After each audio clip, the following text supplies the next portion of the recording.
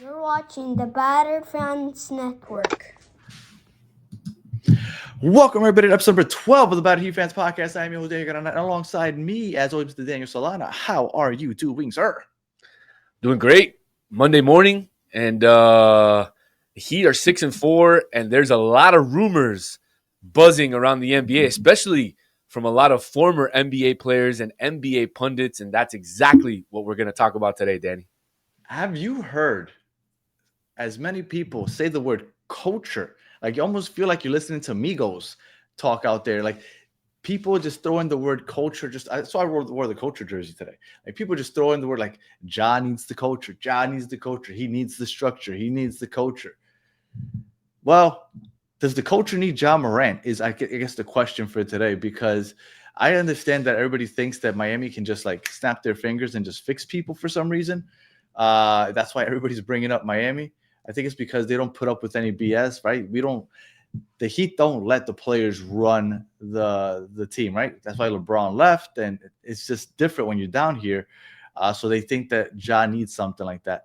But should the Heat be looking into Ja? Do you think it makes sense for the Heat? 100%. I'm all in, Danny. I'm all in. You're all in. Oh, you're all in. Okay. I'm all in. Obviously, All right. It depends on what the trade package is going to be, but if it's what I heard, which is Tyler Hero, Terry Rozier's expiring, and possibly a first-round pick, I am all in on Ja Morant. I know that there's a lot of rumblings around because they have the old Memphis Grizzlies offensive coordinator down here in LaRoche. Mm-hmm.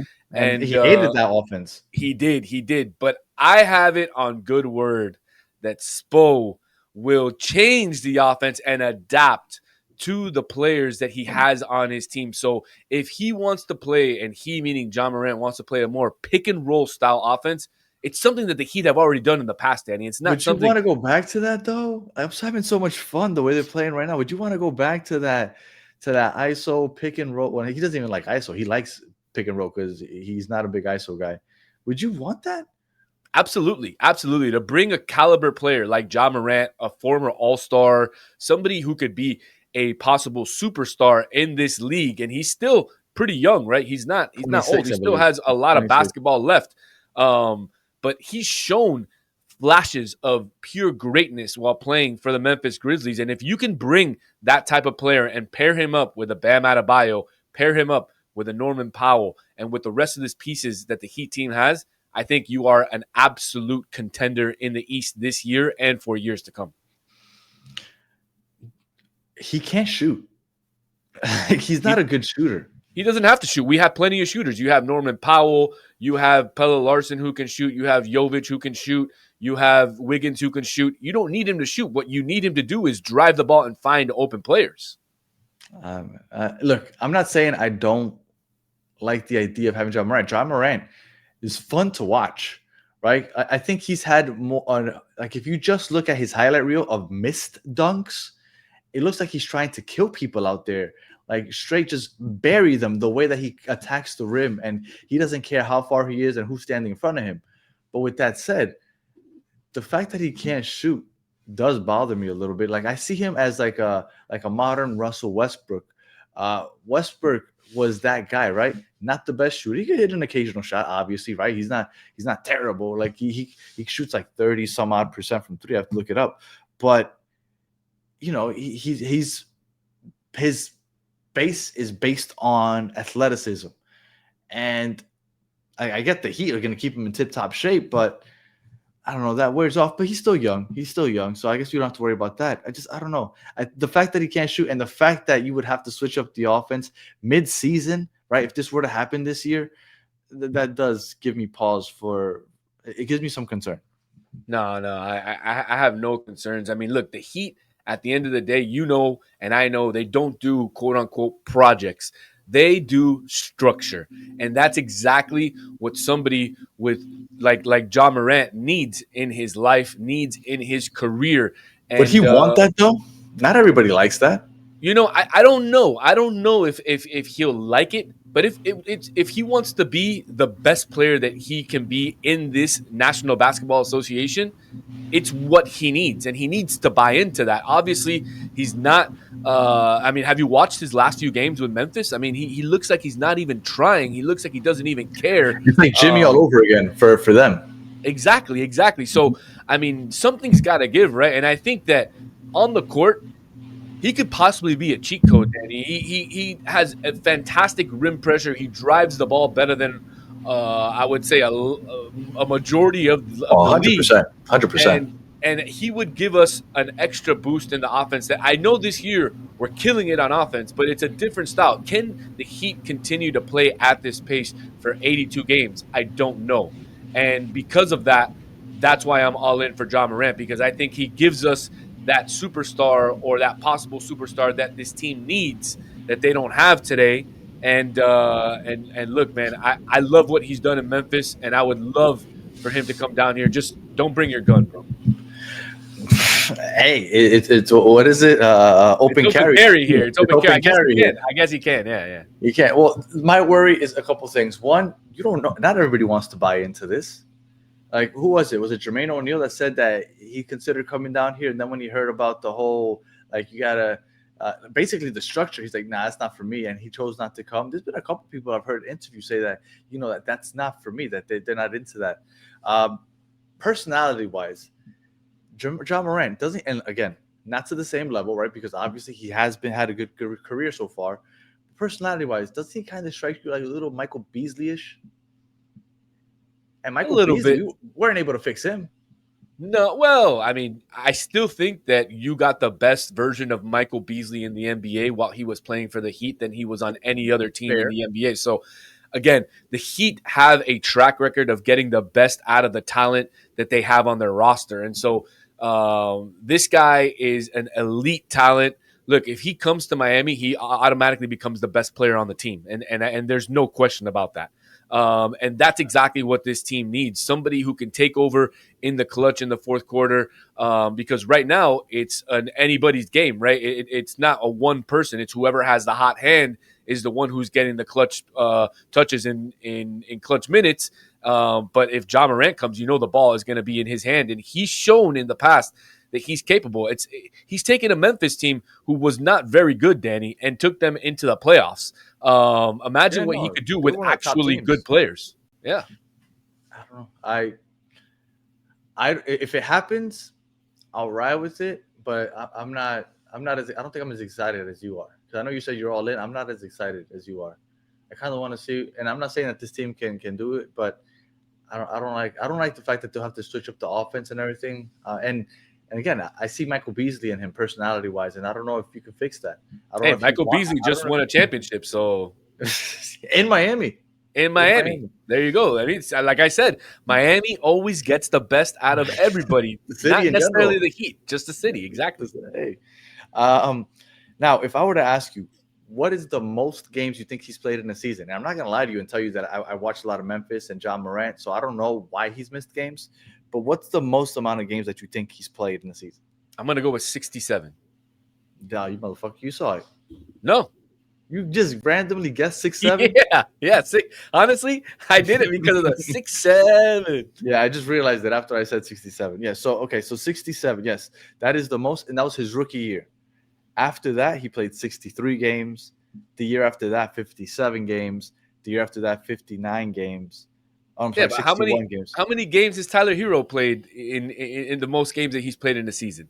And he's kind of our go-to guy right now, although he's on the bench and he's hurt. There's a difference there because the way Tyler Hero plays lends itself to maybe lasting a little long. The jump shooter, yeah, he's not as aggressive. Like, I understand that he's injury prone. Yeah, that's a given. He does get injured all the time. But the way Ja Morant plays, like, he is putting himself in a position to get injured. So, the fact that he hasn't played, 67 is the most, and then 63, 57, 61, 9, but that was that year with the whole gun situation. And then last year, he only played 50 games. Like, he isn't the most durable either. So you'll put yourself in a position where all of a sudden you change the offense to go more pick and roll again, right? PNRs all day with Ja Morant, and then he misses 20 to 30 games, and you can't say, okay, he's not playing today. Okay, we're going to go back to the whole fast pace, just dribble drive. Like, you can't go game to game switching that up back and forth. So if you're going to change the ideology how this team plays, you need somebody that's going to be there to kind of run that offense all the time. So we changed the offense, the whole scheme, and all of a sudden he misses 20 to 30 games. I don't think that sits well, man. I kind of like the way the Heat are playing right now. I'm not going to say that it's a horrible idea, right? Ja Morant is a top talent. I get it. I'm not going to argue that. But I like the way that they're playing right now, and I don't know if he is the reason to change that.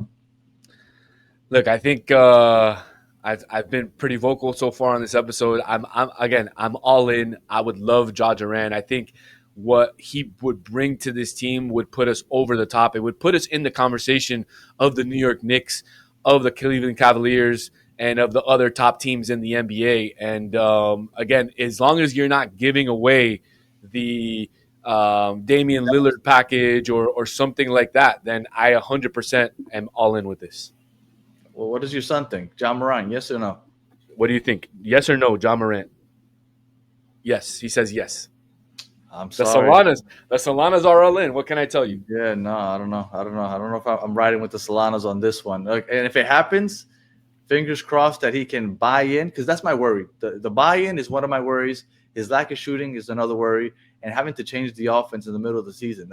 Those are my three worries.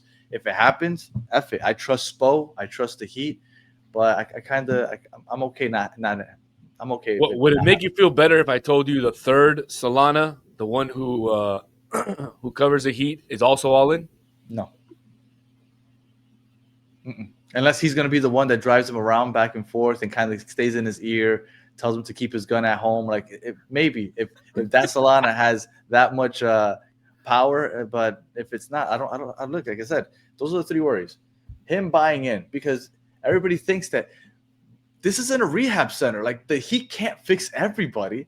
But they have. It didn't work. Anthony Mason, Bruce Bowen came in Bruce Bowen here. Wasn't a problem. He wasn't, but he was a nobody before he came to the Heat. Look, what about Jimmy Butler? Jimmy Butler was a disgruntled star. He came here, then it didn't work out. I mean, I can continue going. You know, Alonzo Mourning was a disgruntled star when he was with Charlotte. He came here, and Pat Riley changed him. Tim Hardaway had a falling out with Rick Adelman. Is a good one, yes. In Golden State. Yeah, had a bum knee. Comes in here. Everybody thought that he was washed. Yeah. Exactly. Is a good example. There's a lot of players that you could say that the Heat have taken and have rehabbed. But I think it's different. I think that Ricky Davis is another one. Ricky Davis was absolutely a nobody on everybody else's team. But when the two stints that he played in Miami, he played pretty good. But like, if you talk about Tim Hardaway, it was issues with the coach. If you talk about Alonzo Mourning, issues with the coach and Larry Johnson, you've given some examples. But the problem with Ja Morant, we know, isn't necessarily I guess he is having a problem with coaching, but it's the off the court stuff. And I don't know if he can reel that in Miami of all places. I get that Miami, it lends itself to some of the stuff that he's getting in trouble for. Yeah, I mean, that's the only thing that I'm a little worried about, right? The fact that Miami is Vice City, the city where unfortunately a lot of bad things can happen if you don't take care of yourself or if you don't watch out for yourself. So that's the only thing that does a little worry me. But other than that, I mean, if the Heat can keep him in check, I mean, I think it's a no-brainer. If it does happen, I hope that Udonis Haslem comes and puts his arm around him and says, "Hey, dude, these are the places we go. These are the places we don't go." And UD has to be big on this, because I'm telling you, it didn't work for Michael Beasley. I'm hoping that it could for Ja Morant. And maybe even Michael Beasley will come and talk to him, because Michael Beasley said the one regret he has is not listening to Rouse, right? Those are his words. Not listening to Pat is what he said. He wish he would have listened to Pat.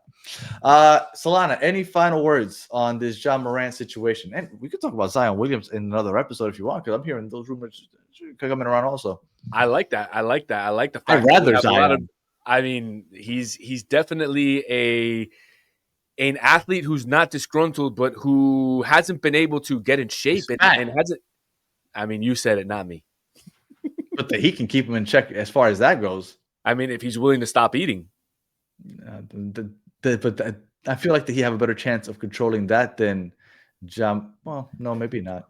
I mean, if you compare the culinary places in New Orleans to Miami, I mean, it's pretty similar. You have a lot of fried food in New Orleans, Yeah. a lot of seafood. In Miami, you have Baguettes. Cuban food, and yeah, absolutely, man. It could be tough to keep him slim and trim in Miami.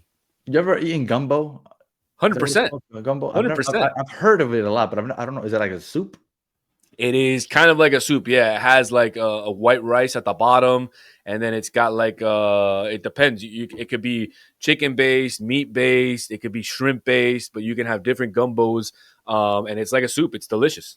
It's delicious. There's also another dish in New Orleans called etouffee, which is also like a almost like a soup as well, and it's fantastic. But yeah, they have really good food in New Orleans. I'm gonna have to check out New Orleans. A lot of people go. They tell me that it's outside of Bourbon Street. That there's not a lot to do there, but I have to check that out. Oh, there is. And There's plenty to do there. Bourbon Street is probably the worst part of New Orleans. It's gross. Really? It smells like throw up. I heard and that it's dirty. slammed. Yeah. I heard It it's is. dirty. It is. I Yeah, heard yeah. it's dirty. Look, there's nothing worse than waking up in New Orleans in the morning and going straight to Bourbon. It smells like Clorox and vomit mixed together. It's disgusting. Nice. Oh, it smells better than New York.